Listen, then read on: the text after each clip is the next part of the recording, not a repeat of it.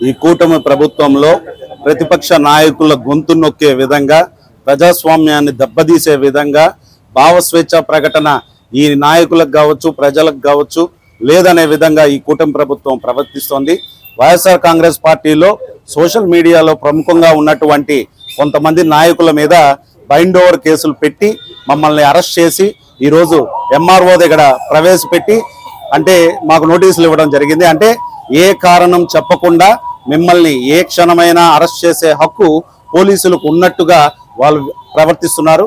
కాబట్టి ఈ కూటమి ప్రభుత్వం చేస్తున్న అరాచక రాజకీయాలని మేము పూర్తిగా ఖండిస్తున్నాం.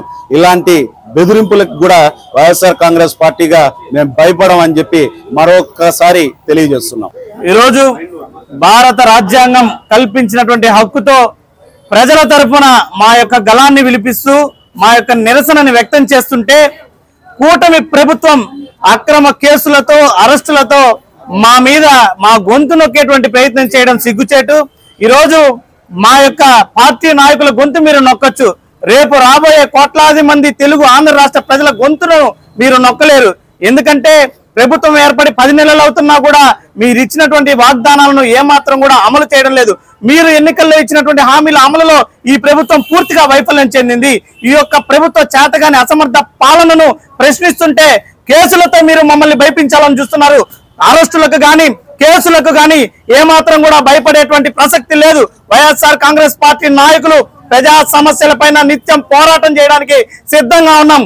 ఖచ్చితంగా మీరు అధికారం పొందడానికి ప్రజలకు ఏవైతే వాగ్దానాలు ఇచ్చారో ఆ యొక్క వాగ్దానాలన్నీ కూడా అమలయ్యేంత వరకు కూడా వైఎస్ఆర్ కాంగ్రెస్ పార్టీ నిర్విరామంగా పోరాటం చేస్తూనే ఉంటామని చెప్పేసి సందర్భంగా తెలియజేస్తూ ఈరోజు మీరు మా యొక్క 10 మంది 100 మంది నాయకుల గొంతు నొక్కచ్చు, కానీ రేపు రాబోయేటువంటి కోట్లాది మంది ప్రజా గళాన్ని మీరు తొక్కలేరనే విషయాన్ని మీరు గుర్తుంచుకోవాలని, కోట్లాది మంది ప్రజాగలం ఒక్కసారి ఉవ్వెత్తున గాని బయటకు వస్తే మీ ప్రభుత్వం మెడలకు ఉరితాడు బిగించుకోవడం ఖచ్చితంగా జరుగుతుందని, మీ ప్రభుత్వం కూలిపోక తప్పదని చెప్పేసి ఈ సందర్భంగా హెచ్చరిస్తున్నాం.